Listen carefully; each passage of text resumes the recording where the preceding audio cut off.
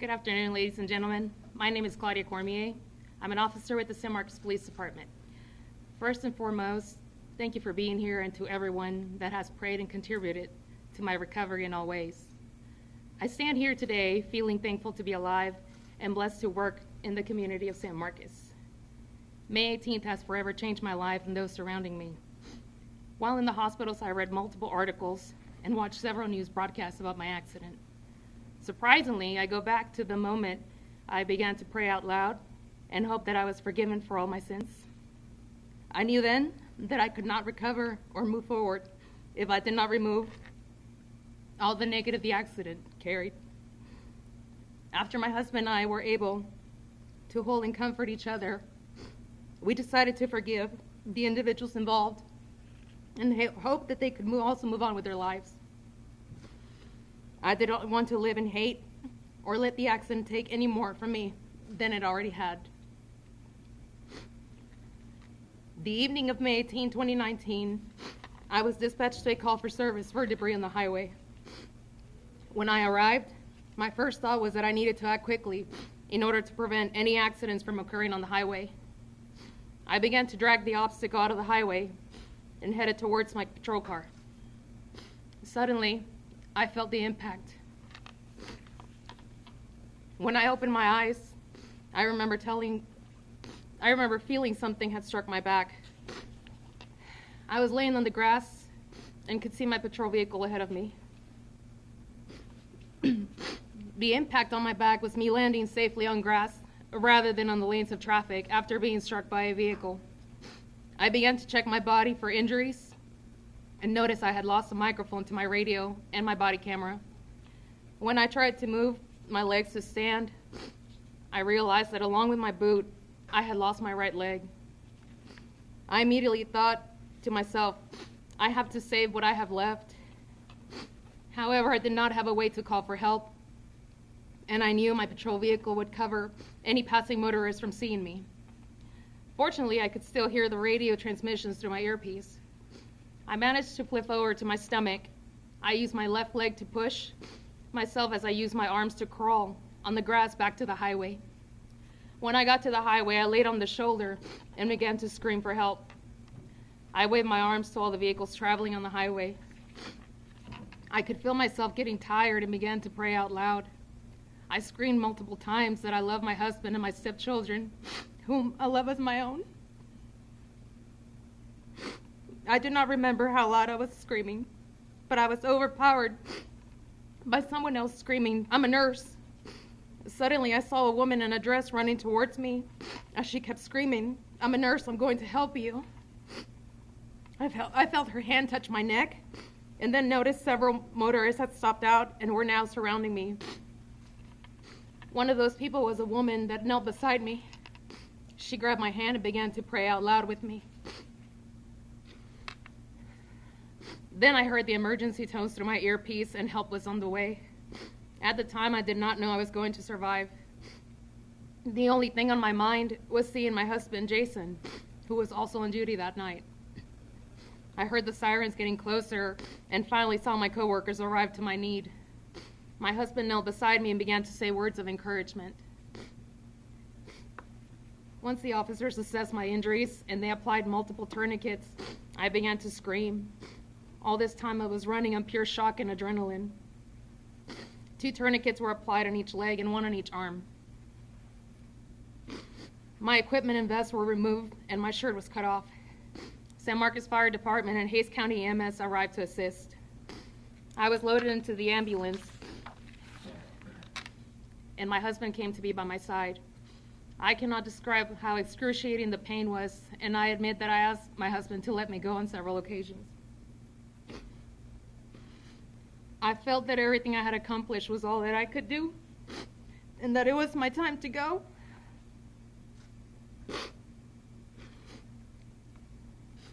When the ambulance took off, I heard they were transporting me to Seton and Kyle. Based on my experience as an officer and former dispatcher, I knew my injuries required a trauma center. Victims and patients with severe injuries like mine are usually transported or airlifted to Austin. Later, I found out that I was wrong. When we arrived at the hospital, I lost sight of my husband and was immediately taken into the operation room. The level of pain was increasing. I could no longer hold on. I had already come to terms that this was my last breath, and I asked the medical staff to let me go in order to end my suffering. Then, 2 AirLife employees walked in and told the staff that they were ready to take me. A confident and fearless individual turned AirLife away and stated he was now in control of the situation. Then he walked towards me, leaned in, and stated, "I got you." When I woke up, I was told I had been in a drug-induced coma for 2 days and that Seton had become an advanced trauma center. I also woke up to the outpouring support of the entire nation.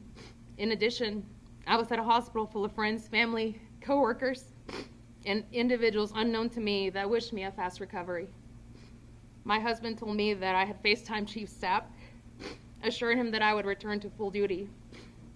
With that being said, I told my husband that I was ready to move forward and start my new life as an amputee. The injuries I sustained during the accident almost caused me to lose my left leg, my right arm, and my right eye. Over 20 surgeries and procedures were performed on my body. I also received over 100 staples and stitches. I was saved by an amazing surgeon of Seton Hayes, Dr. Oscar Rios, and his staff. To my surprise, I also found out the nurse that stopped out during the accident, Ms. Jessica Flores, worked at Seton's ICU.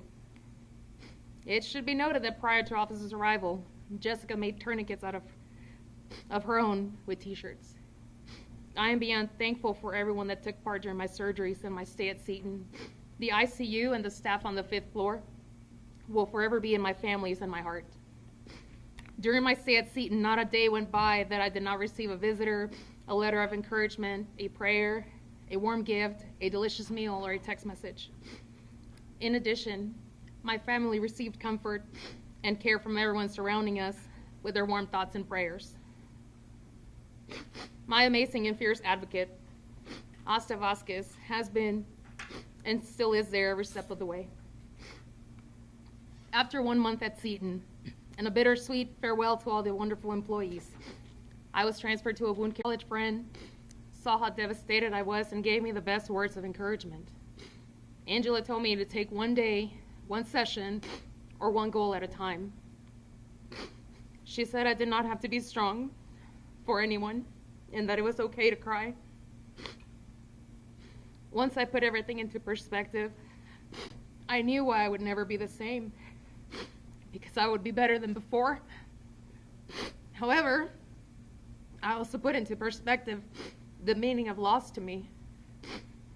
Loss is something that all of us have experienced one time or another. In December 2017, our department suffered the first loss of a brother in blue, Officer Ken Copeland, badge 432. Last year, my dream of becoming a mother for the first time was shattered after a miscarriage. July of 2016, one day before I graduated from the police academy, I lost my father to the violence of Mexico. By far the worst day of my life. After the accident occurred, and I was told that a prosthetic would have me walking in no time, I asked myself, am I really getting my leg back? With that being said, I knew that was a reason to come back stronger. After a few weeks, I was finally able to stand for the first time. Thanks to my wonderful therapists, Christy Jessen, Jessica Thome, and Lanny Tolentino, I gave my first steps towards the next step of recovery. Once again, my stay at Bridgemore was overwhelmed with support, gifts, visitors, and delicious meals. After 2 months, I was finally set to go home. As I went to the first floor to say my final goodbyes, I was surprised with an amazing farewell. The nurses, patients, staff members, and my San Antonio Police Department Sisters in Blue were there to see me move on to the next chapter of my life. When I arrived to San Marcos, there were approximately 100 people waiting to greet me at the police department. I received posters, gifts, balloons, and cards welcoming me home, and my favorite, Spider-Man gifts. I was thankful to have so much love surrounding me and blessed to have survived such a traumatic experience. When I arrived to my home, I was also welcomed with banners, balloons, and gifts from neighbors and family. While at home, I have read hundreds of cards and opened gifts from many people that were not known to me or had been a part of my life. I also read about and valued those organizations and individuals that donated their time and efforts for successful fundraisers and donations to help me and my family through the rough months. Shortly after, I had the pleasure of meeting Matias Ferreira, the nation's first double amputee officer in New York. Prior to serving his community, Matias served our country in the military and lost both legs at a very young age. Matias told me that I will always encounter frustration, but to never give up and to always look at the positive in all negativity. Most importantly, he told me that we were the chosen ones. Matias, and now I, believe that we have a bigger purpose in life and that we were chosen to survive and live through this journey for a reason. The beauty of it is that I have never been alone. I truly believe that every bond I have become a part of has made me stronger, and it had a purpose that I now understand. The bond I share with my brothers and sisters in blue has pushed me to work harder, to be better than before, and to always strive for excellence. To all those that were there that night, I will forever be thankful for saving my life. And although we may tease and always have something fun to say about our neighbors, the San Marcos Fire Department, and Hays County EMS, I'm glad we all came together as one that night to save one of our own.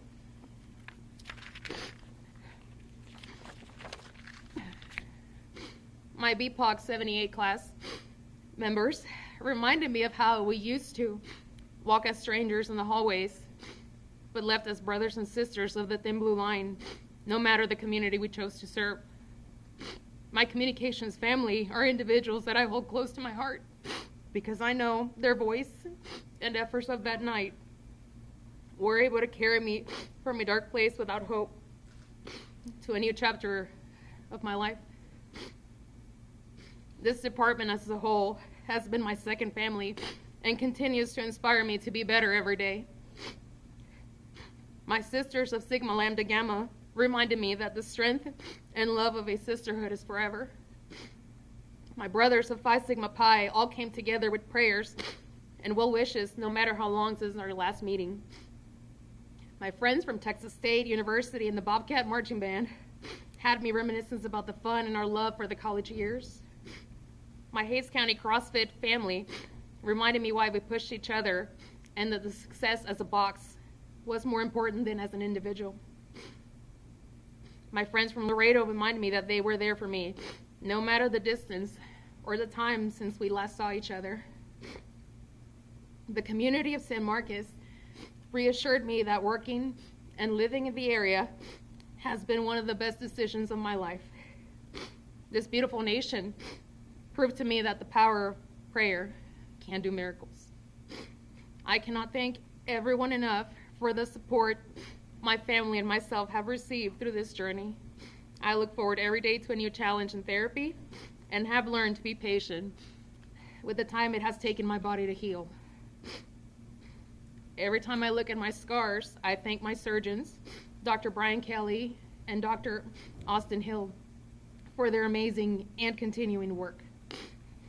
My recovery will take approximately a year and a half to 2 years before I can come back to the streets. But one day remains on my mind.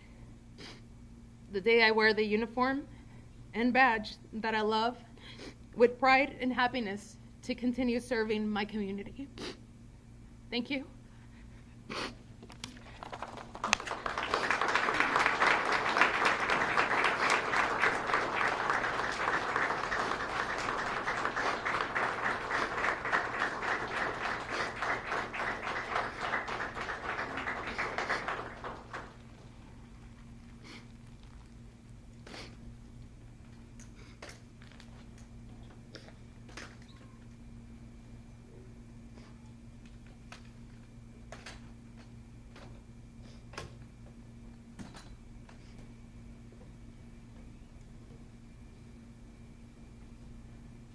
All right, again, thank you all so much. And we're so thankful to Claudia for sharing today with us. And also thank you to everyone back here behind all the cameras who